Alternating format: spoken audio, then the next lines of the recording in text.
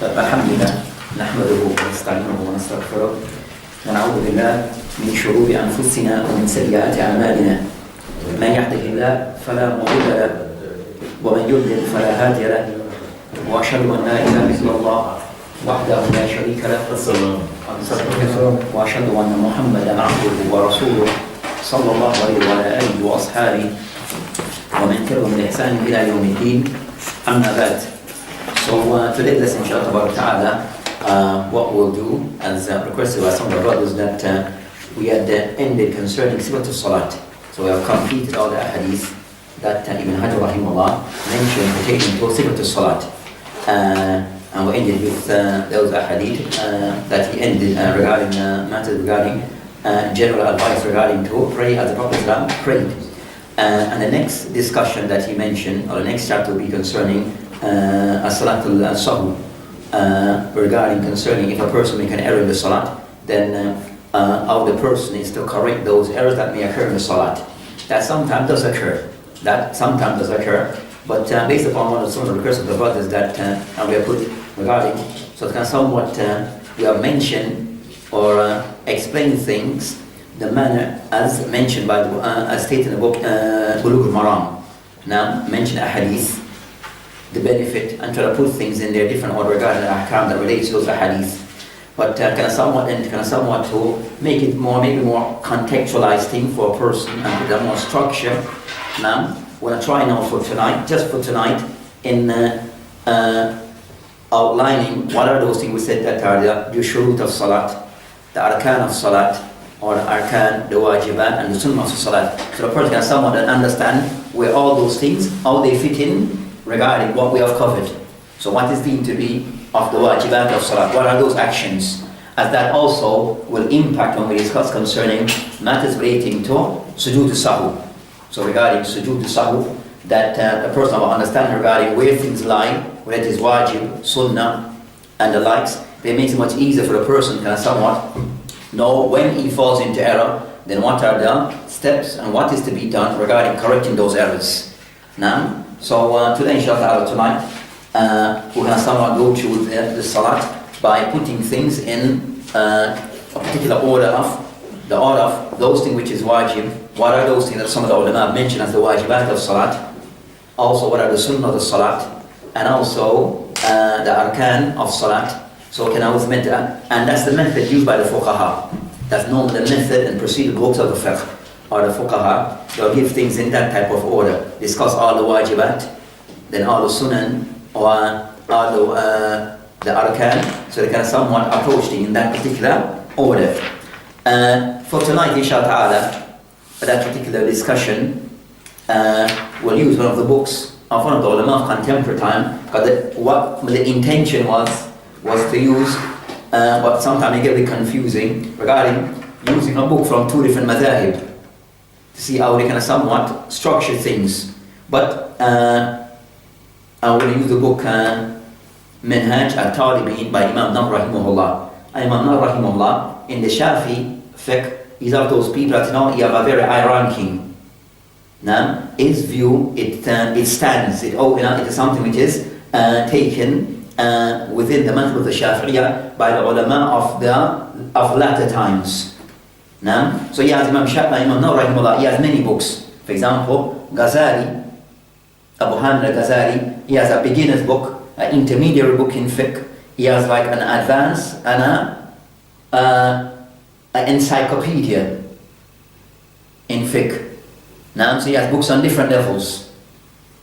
Now, so if, for example, and most madhahib you will find that. So for example, Ibn Qudama in the madhab of the Hanabila is a book for beginners, for intermediary, for advanced, and an encyclopedia. Now, so you find that sometimes that occur in some of the madhahib. So An-Nawawi rahimahullah is of those ones who are books on different levels. I'll mention Ghazali and others. Now, so for tonight, so we weren't intending to use a comparison between both madhahib. It can get a bit confusing, so we'll put that aside. Because also the way that we can somewhat stick to just one book, and we use a book of one of the ulama of contemporary time, Shaykh Saleh Al-Fawzan. So Sheikh Salih Fawzan, that he has a book that is referred to as Mulakhis al-Fiqhiyya, is translated into English.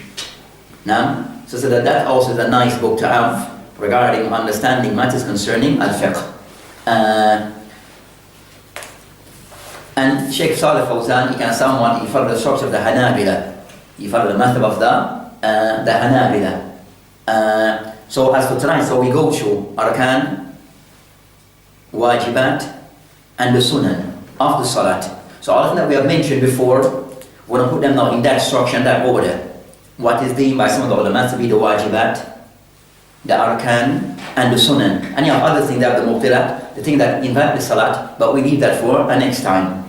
Now, so in starting the discussion, the Shaykh Fawzan Hafidullah mentioned, Ayyuha Muslim, addressing the Muslim, O Muslim, Inna Salat ibadatun azima. That Salat is something of an act of worship of great standing.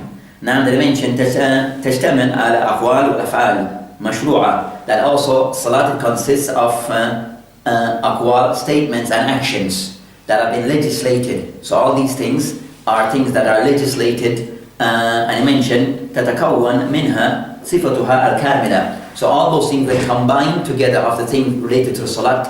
When they are put together, then that gives the person the complete description of the Salat.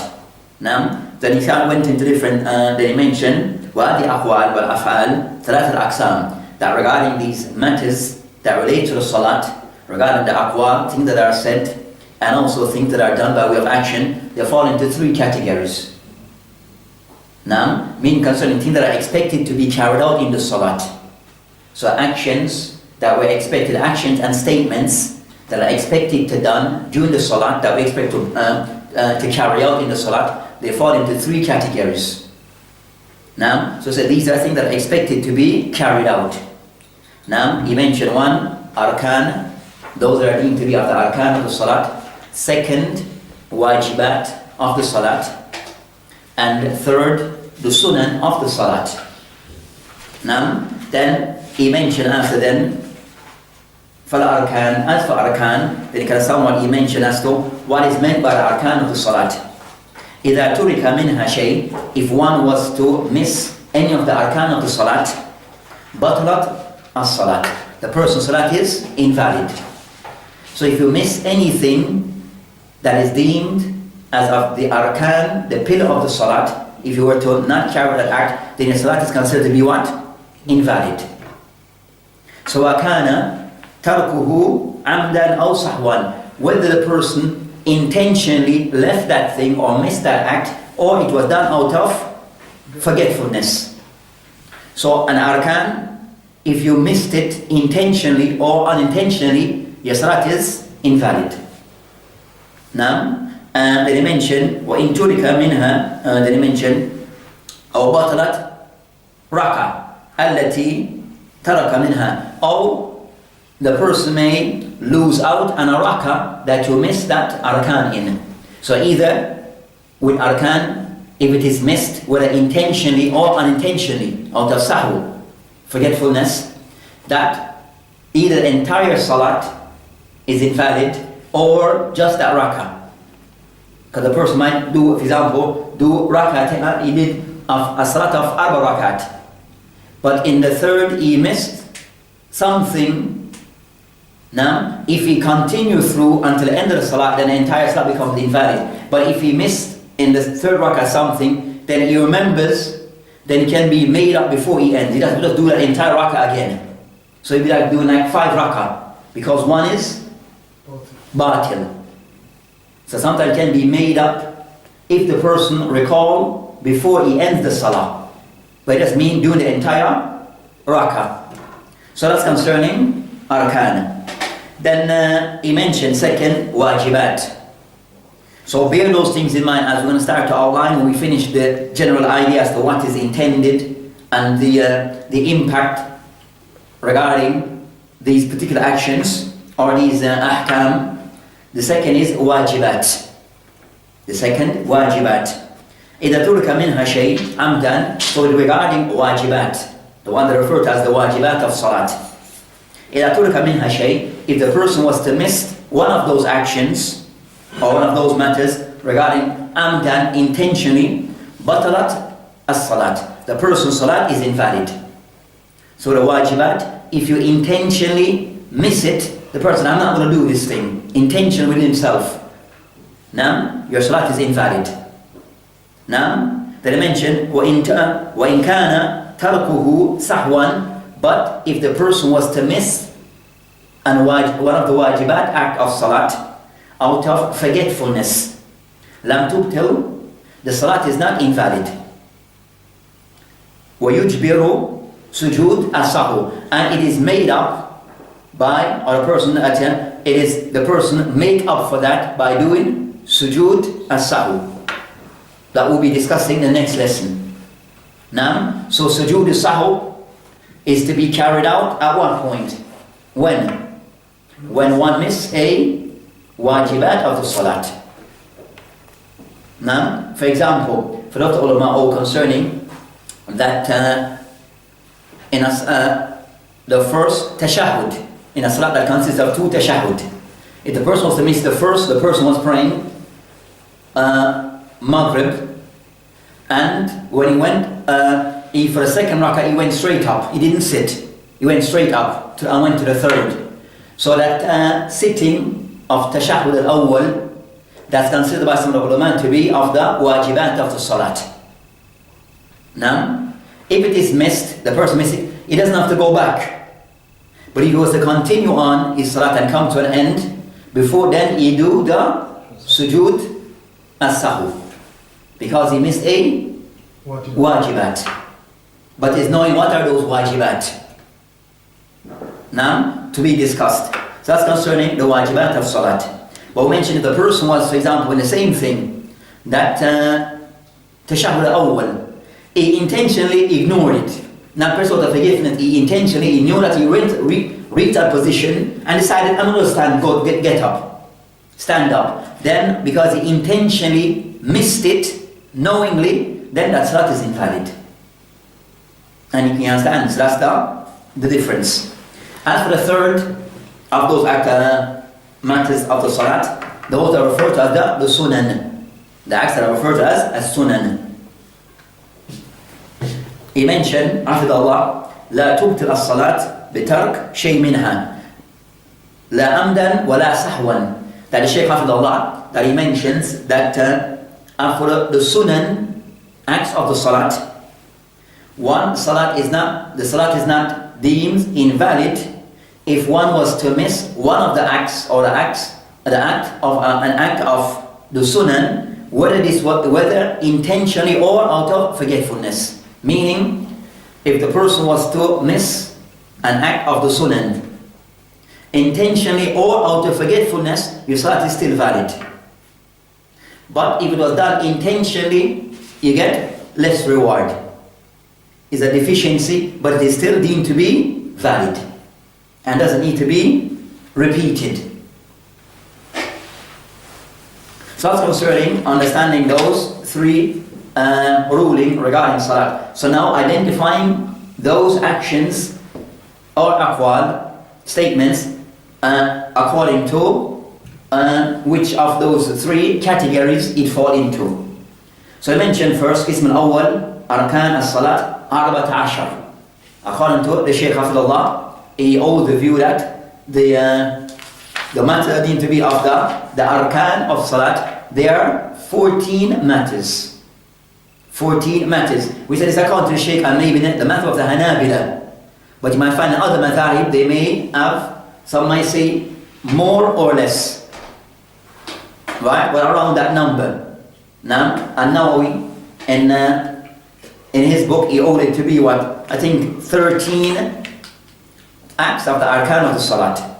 So you may have a little difference between the ulama, or based upon the madhahib that they follow.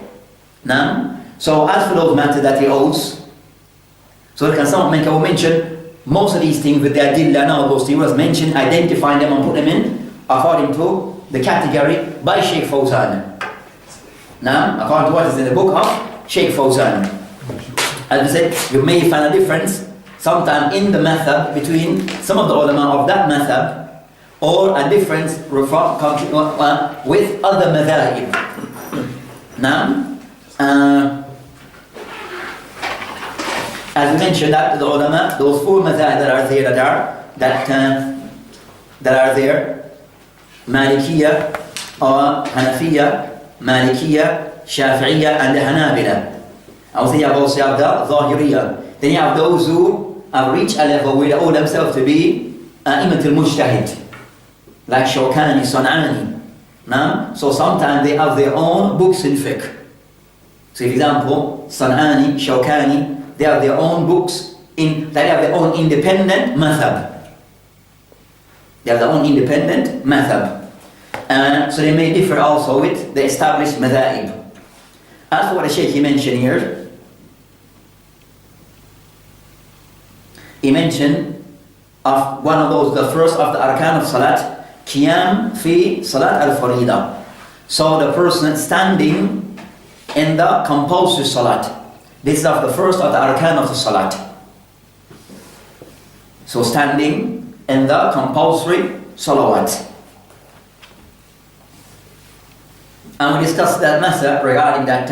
He mentioned that ala qadir, upon a person who's able. Qiyam fi salat al-farida ala qadir. Now, for a person able, I mentioned a person may be ill, so due to a valid reason, the person is unable to stand. Now, due to some form of illness, there is a valid reason to not stand. So it is mentioned qiyam fi al-farida ala qadir, for a person who's able. As for salat al-nafila, then it is something which is qiyam, is not of the person is allowed, as we mentioned before in the salat al-nafila, that he can sit even with that, he can sit even if he's able to stand. And we discussed that before, but he gets less reward. The reward becomes less. The second of the arkan of the salat, takbirat al-ihram fi awwaliha. Takbirat al-ihram, the opening takbir, saying Allahu Akbar. Saying Allahu Akbar, takbirat al-ihram, where it is done, where the person starts the salat by saying Allahu Akbar. So they call that takbirat al-ihram. And that's the person saying Allahu Akbar. Naam? That's a pillar. Huh? That's a pillar. And that's the pillar of the salat, or the second pillar of the salat. So the salat, it actually starts with a person saying Allahu Akbar, and they refer to that saying Allahu Akbar, takbirat al-ihram.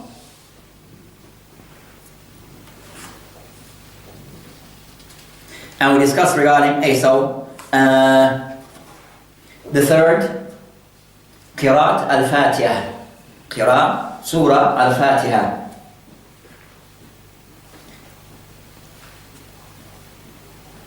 And we have discussed regarding this matter between the ulama regarding the imam and the ma'moom, the imam and the person praying behind him. So you have the person who's either in the salat, a person the imam, the person who's a munfarid, the imam praying with others, imam, you're praying with others behind you. The person who's the munfarid is praying by himself, and the person the ma'moom, the person who's praying behind the imam, khalf al-imam. So a person will be one of those three. Either you're the imam leading others, or you have the others, you're the one who's praying behind the imam, following the imam, or the person is praying by himself. Now, so in Fatiha, for the person the imam and the person praying by himself, now they will discuss regarding that. They all is after. In this case, they said it's an arkan. But for the person behind, then a discussion between the ulama. Now, we discussed that. We had a discussion before.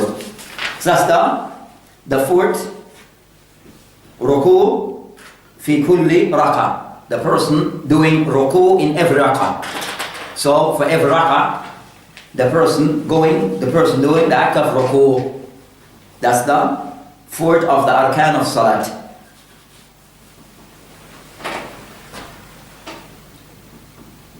Then Al-Khamis wa-Sadis, the fifth and the sixth arkan of salat, Raf min ruku wa i'tidal waqifan. Then from ruku, the next arkan is the person coming up from ruku. So the act of moving up and standing upright. So the stand, so coming up, back is one of the arkan, and also standing upright still, that's also a part of the arkan of the salat. 7th, as-sujood.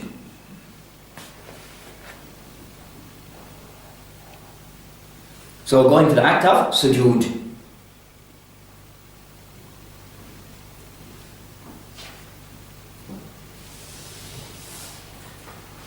So also that will go with that one, will be the person going from upright and going down.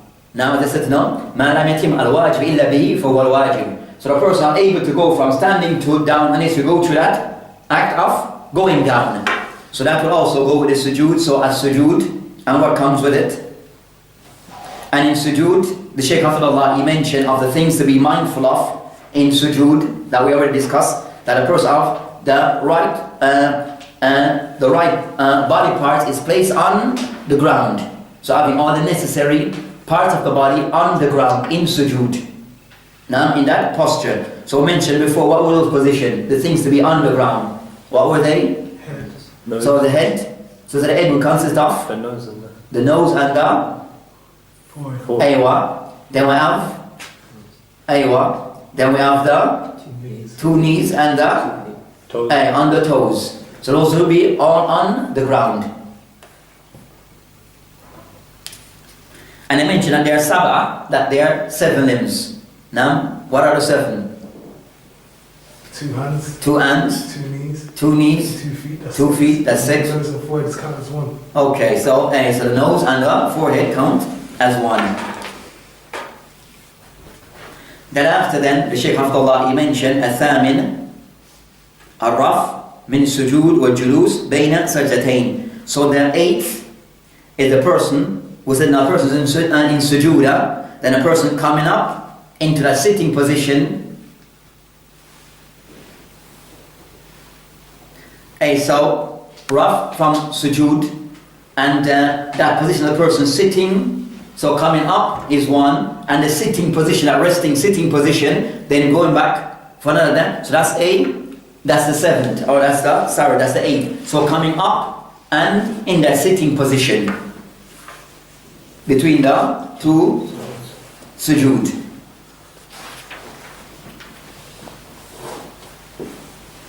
And those arkan regarding sujood, both those 2 sujuda, the person must make sujood once, twice. Now, التاسع, the 9th, tutma'nina, the person having a sense of doing things in a still, tranquil way, not meaning doing things fast and quick. So doing things in a relaxed way, where all the parts of some of the person move in a tranquil motion regarding all the salat, and not moving quick, too fast in between each other, or in between the different actions. So it said that tutma'nina meaning sakina, or sukut, but a person doing things in a very still manner, not doing things hasty and too quick and fast. 10th and 11th, tashahhud akhir wa jalsatu. So the person, the last, the final tashahhud and that sitting position. And that tashahhud means a person saying the tashahhud and the sitting. So the person at-tahiyyat, going through all of that statement in the final tashahhud and being in a sitting position while doing so.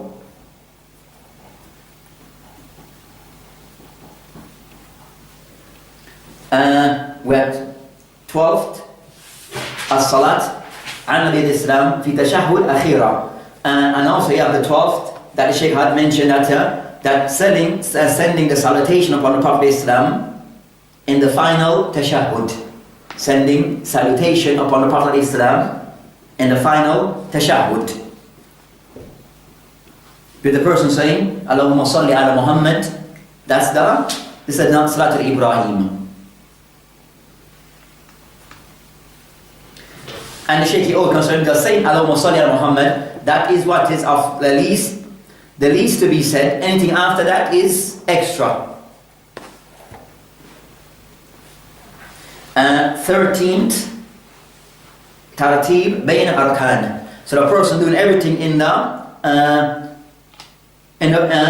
its proper order. So everything being done in this proper order. When we start the salah, so the person started everything, not do sujood and go to ruku, then that's not. So doing everything in its proper order. Follow the proper sequence and order. So the proper sequence and order from start through to the end. The 14th that he mentioned here, at-taslim, is the salam. So at-taslim, the Shaykh he mentioned as being of the arkan of the salat, and that's the 14th act that the Shaykh Hafidullah, he owes and mentioned as being of the arkan of salat.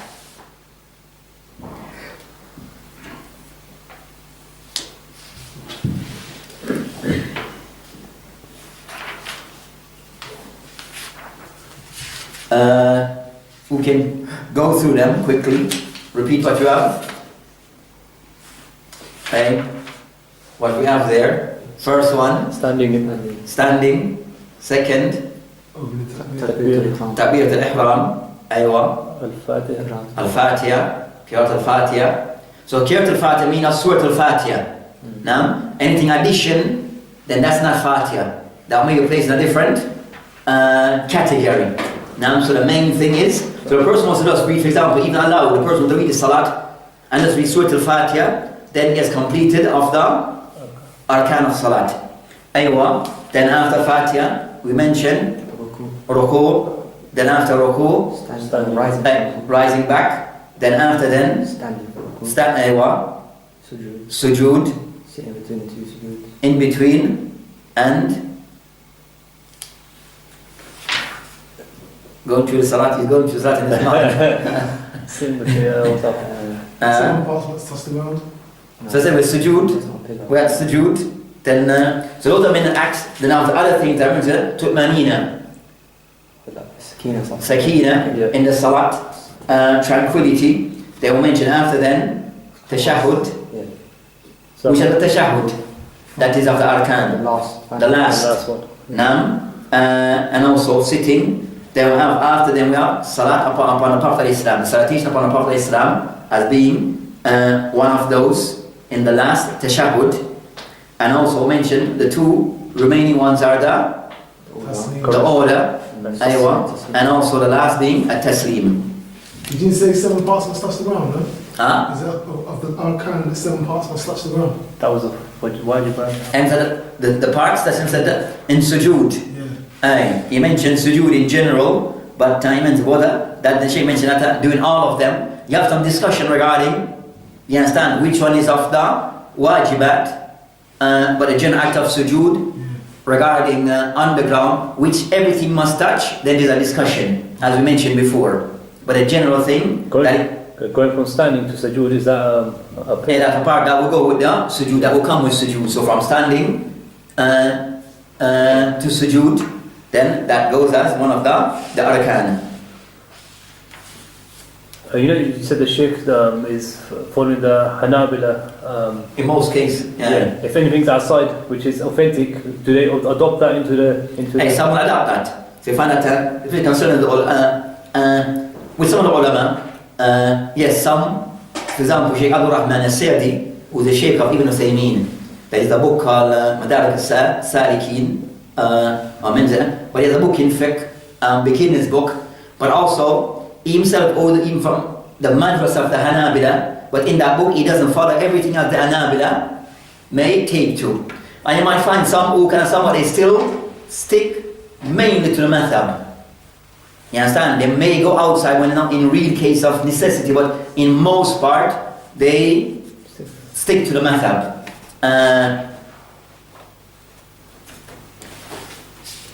And of contemporary, of the Mashaykh who are more Hanbali type of inclined, that they'll go outside the madhab if you in the sense of if a matter is discussed by Ibn Taymiyyah, Shaykh al-Islam Ibn Taymiyyah, and he can somewhat go against the madhab, they might more inclined towards that view also.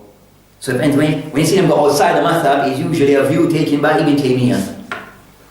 Now, and they can somewhat, they may agree with Ibn Taymiyyah in that matter, so they can somewhat follow him on that matter.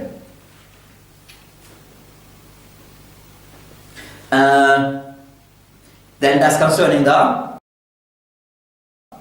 arkan of salat. As for the wajibat of salat, then he mentioned there ثمانية. There are 8 matters. So the wajibat of salat, the Shaykh Hafidhullah, he mentioned there are 8 matters. The first of those matters, جميع تكبيرات التي في الصلاة.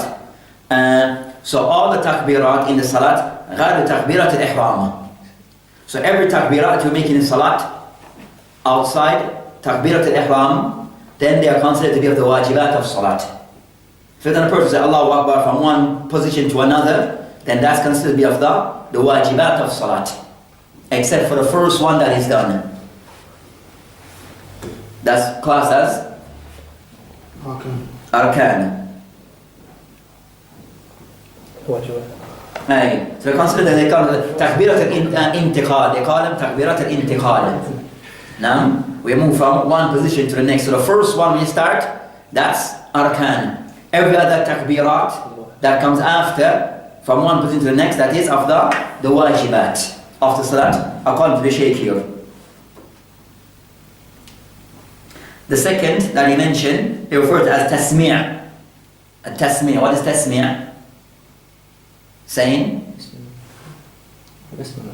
I'll seek refuge. No, tasmi'. Does it come from ruku? What do you say come from ruku? Sami Allahu liman hamidah. So that's concerning that they refer to as tasmi'. Now, so that is of the wajibat of salat. That's of the wajibat of salat.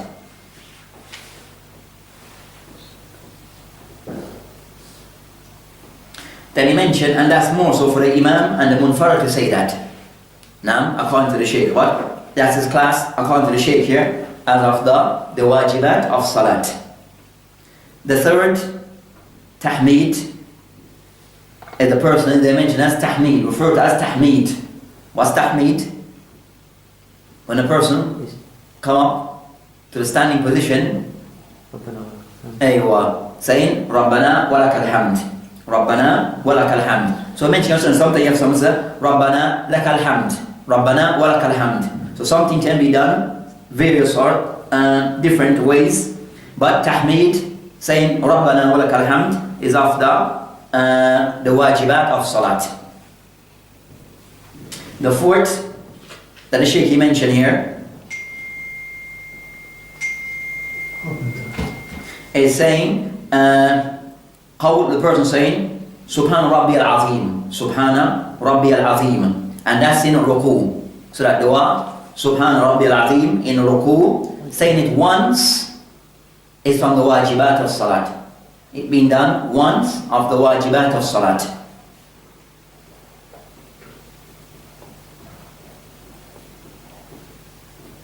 And I mentioned the sunnah, I call sunan, is for it to be done 3 times and the most 10, according to what the Shaykh mentioned. I have some athar of Umar ibn Aziz that he would say that in those positions he said like 10 times, but those athar they are under discussion. But the person just said once is wajib. Anything additional or addition to this, then it is preferred to be done. Now, as much as the person deem suitable. Then the next, the fifth, is the person saying in sujood once, Subhana Rabbi al-Ala, Subhana Rabbi al-Ala, saying this once in sujood. If it is done more, which is more preferred, then that's from that falls now different category.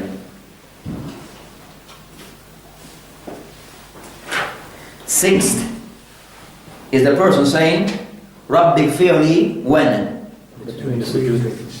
Between sajdatain. And saying this just once is of the wajibat. رب اغفر لي, between the two sajdatain, is from the wajibat of salat. Then the seventh that Shaykh Abdullah he mentions, tashahhud al-awwal. Tashahhud al-awwal. So the person al-tahiyyat lillah wa salawat al-tayyibat, to the end of it, that's of the wajibat acts of salat, the first tashahhud. And that the salat consists of two. Then the last and final, according to Shaykh Hafidullah, he mentioned al-thamin, julus li-tashahhud al-awwal. Julus li-tashahhud al-awwal. The sitting position in saying, when you're saying the tashahhud. So while you're sitting, that sitting position, to say the tashahhud, then that sitting position also it is classed as of the wajibat of salat.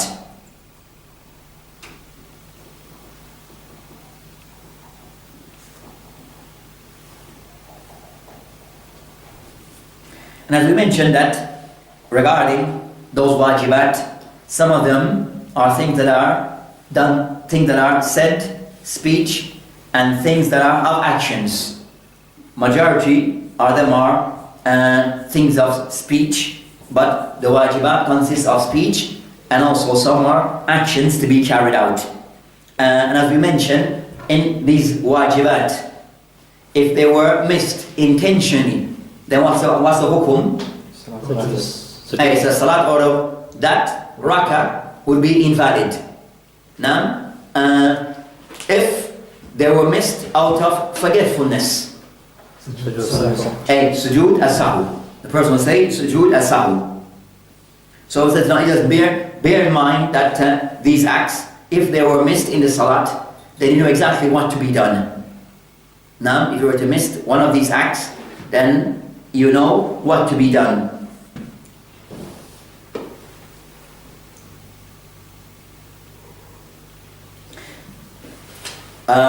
So we'll go to the next set, the next category, which are the sunan of salat.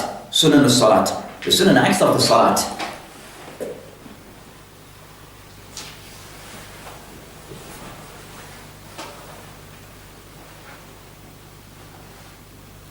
So in an easy way, the person wants to say, all that was previously mentioned, now, other than what was previously mentioned, then they are the sunnah of salat. But what are they though? Now, so far we have covered how many? Concerning the arkan, is how many? 14, and the wajibat? 8. So how much we have that? How many? 22. Now, so now it's trying now to list outside those 22. What are the other actions that relate to the salat? And they will be classed as the sunan.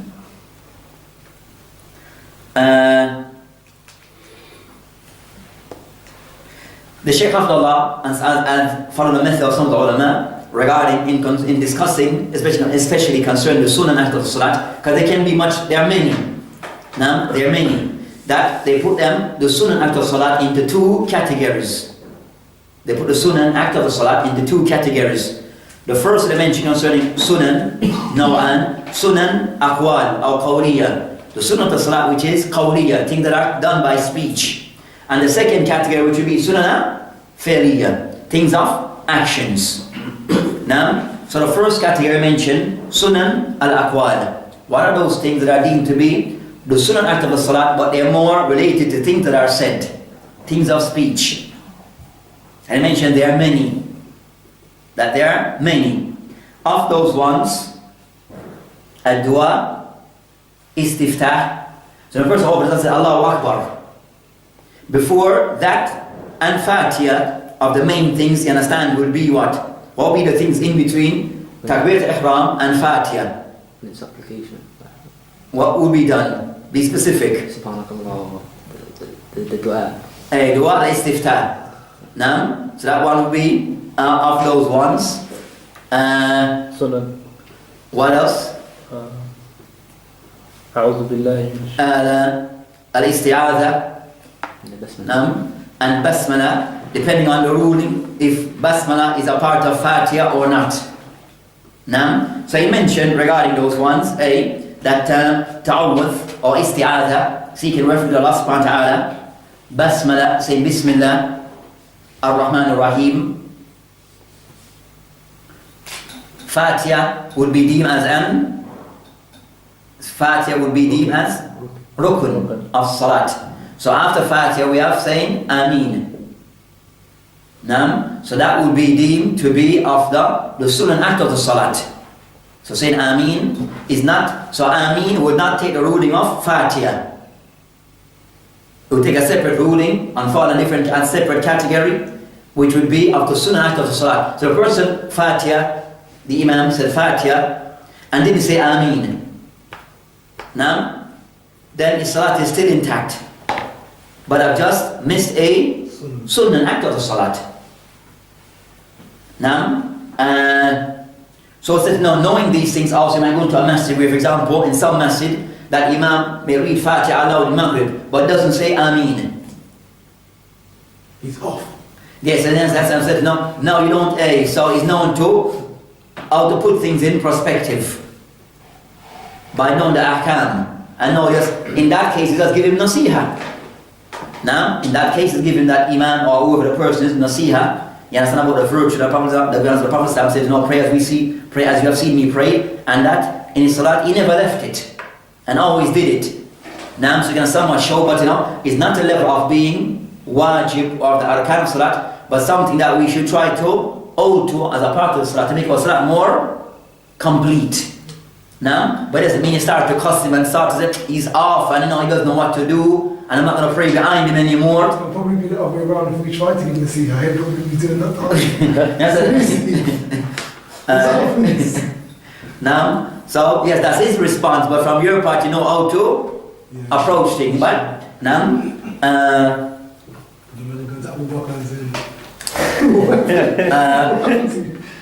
so after this, of the sunnah of the salat, then al-qira ba'da al-fatiha. بما تيسر من القرآن. So whatever is read after Fatiha from the Quran, then that's of the sunnah act of the salat. So anything additional to Surah Al-Fatiha is of the sunnah act of the salat. So the Imam read Fatiha in Maghrib. Now, and just didn't read anything, just went Allahu Akbar, went to Ruku. His salat is still valid. Still valid salat. Now, so addition to Fatiha, it is of the sunnah of the salat. The sunnah act of the salat.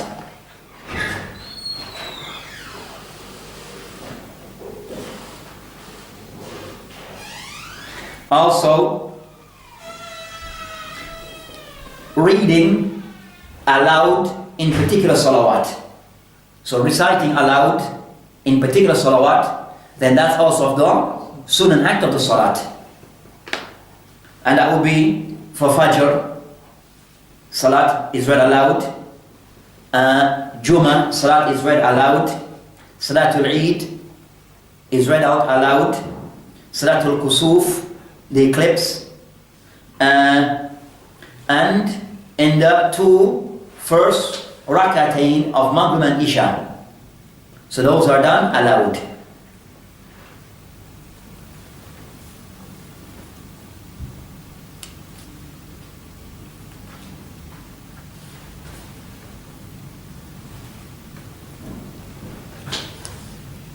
If it's not done loud, it's still valid. It's still valid. It's still valid. So if a person, for example, read Salatul Isha. Now, Allahu Akbar. And he's the Imam. And he says, Allahu Akbar.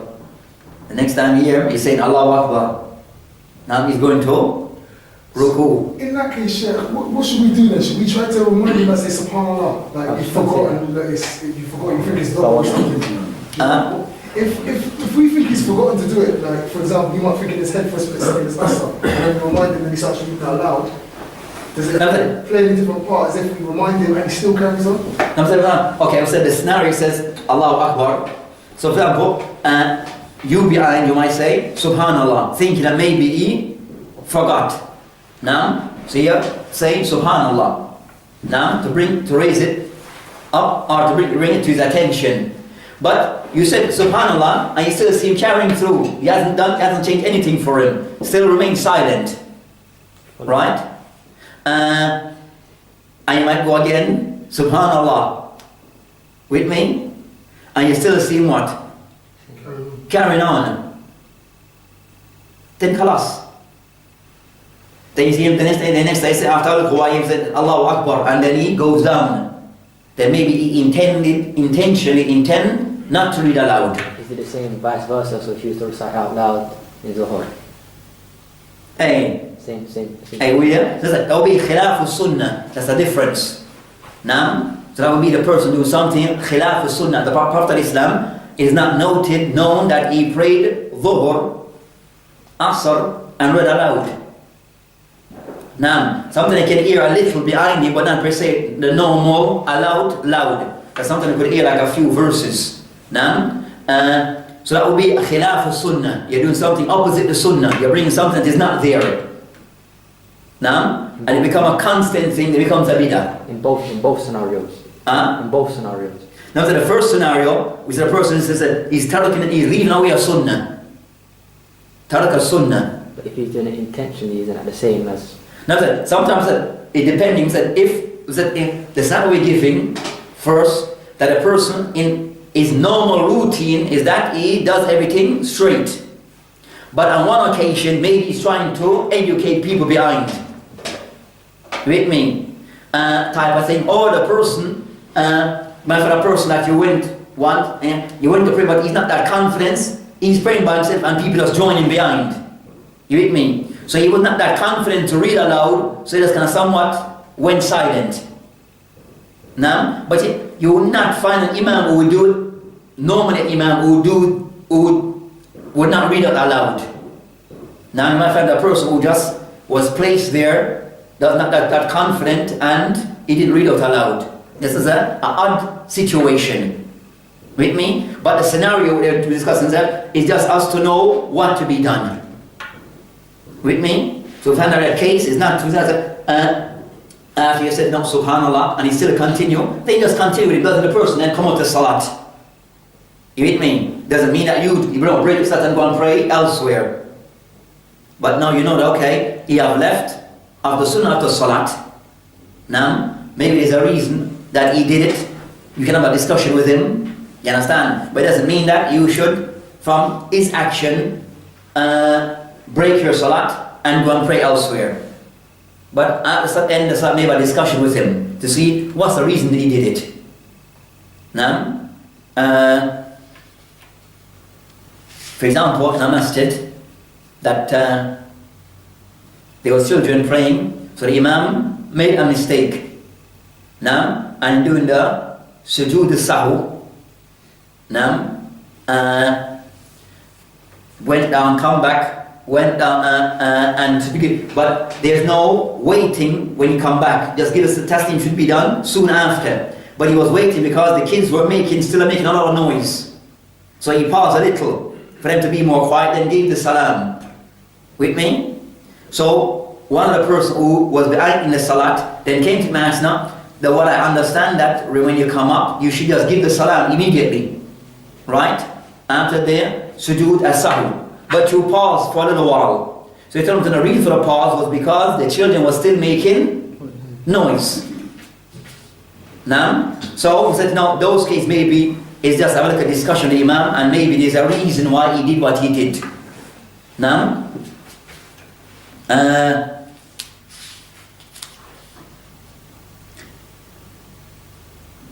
so knowing these things, it helps you regarding how to deal with certain situation. How to deal with certain situation. Went to a discussion and said a quick bab of nasiha and to, you understand, to act, what's it now? Unbefitting reaction. With me, you understand what I mean? Unbefitting reaction. You start to, you understand? Speak to him with hikmah, you know. Yeah, what's it unbefitting reaction? A person wants to go down the throat of the imam. because it is something that you thought wasn't the thing to be done. You with me? So now you know to deal with things accordingly. So then also the aqwal of the salat, the sunnah of the salat, they're considered aqwal. All those, after saying subhanallah or subhan rabbil azim, all those additional things are of the sunnah. Now all those things are of the sunnah act of the salat.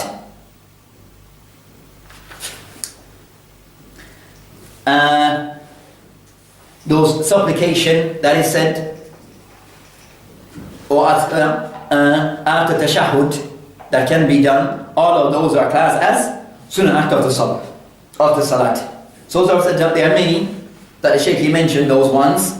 Then he mentioned the second set of the sunnah of the salat that are af'al. Things are of af'al, actions that are done in the salat, but they are deemed to be of the sunnah act of the salat.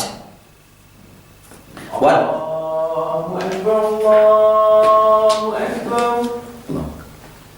Allahu Akbar, Allahu Akbar. Ashhadu an la ilaha illallah. Ashhadu an la ilaha illallah. Ashhadu anna Muhammadan Rasulullah. Ashhadu anna Muhammadan Rasulullah. Hayya as-salah. Hayya as-salah. Hayya al-falah. Hayya al-falah. Allahu Akbar, Allahu Akbar. La ilaha illallah.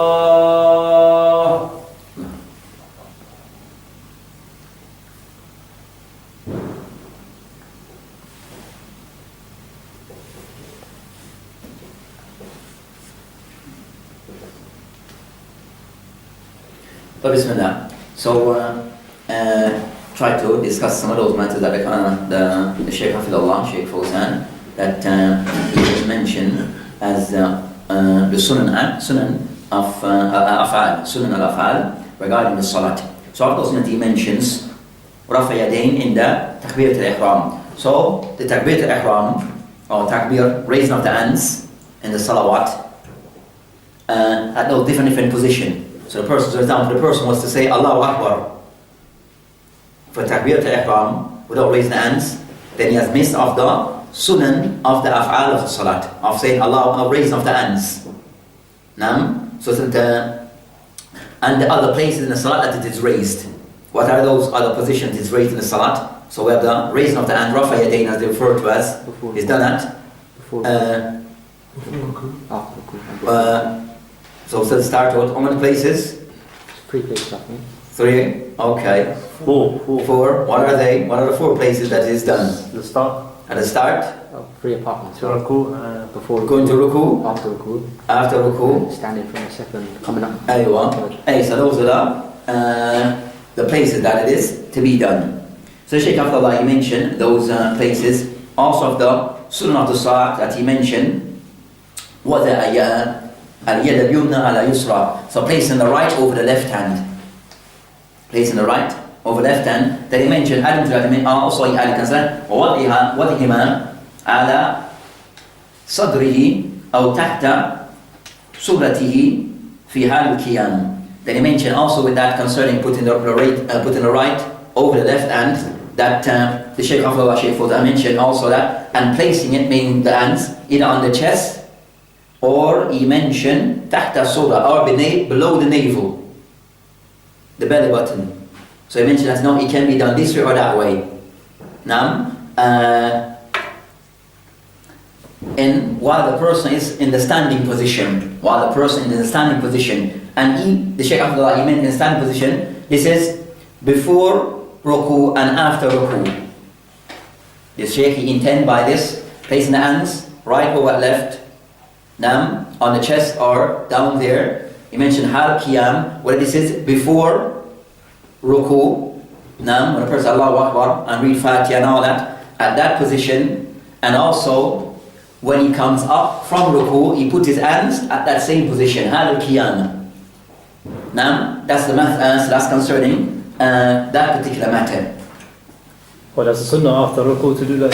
Discuss. A discussion, we said there's a discussion between ulama, but according to the Shaykh here, it is of the sunnah to be done, and the hands are to be placed, the right over the left, after ruku, on the chest. And all standing. And whenever you are standing. Next, he mentioned another في الموضع السجود أو سجودي, that a person focuses his eyes, is that a person look to the place that you intend to make sujood. What? The salat. And that would be in the standing position. So looking at the place that you intend to make your sujood, this will be in the standing position, qiyam. Also when you're in ruku. When you're in ruku, the kneeling position, then also you look at the place that you intend to prostrate. And also when in those other sitting positions, in tashahhud and the likes. So that's concerning the way the person. Then I mentioned وَضَ يَدَيْنِ عَلَى رُكْبَتَيْهِ فِي الرُّكُوعِ. So also of the thing that the sunnah of the salat is the person having his hands on his knees in ruku. Having his hands on his knees in ruku.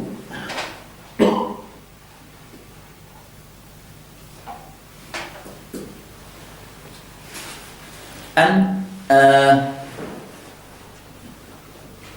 then I mentioned other things, but didn't go into all of them. They list them, that other books list them of over 40 acts to be done. So that there are many of the sunnah act of the salat. Some list them as over 40 something acts to be done, whether things are to be said or things to be done. So it's a long list of those things relating to the sunnah act of the salat.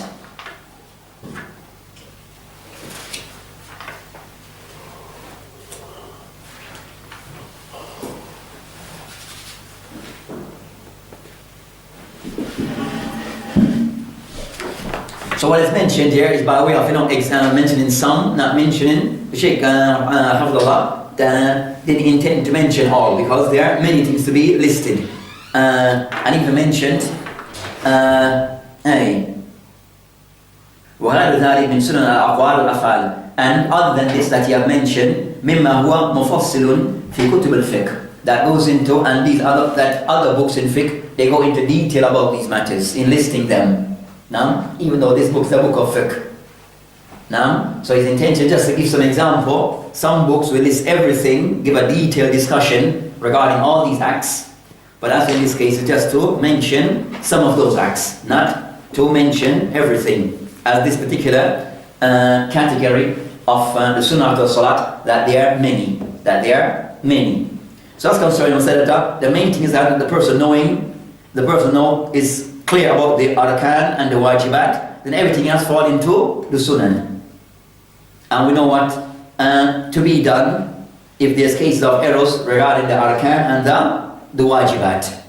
And for the sunnah, if the person misses a sunnah, does he need to make sujood sahwi?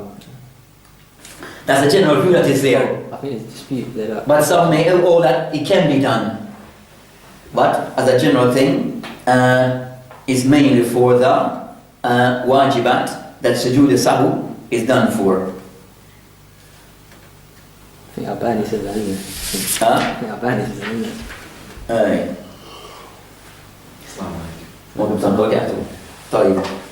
So that's concerning those particular matters.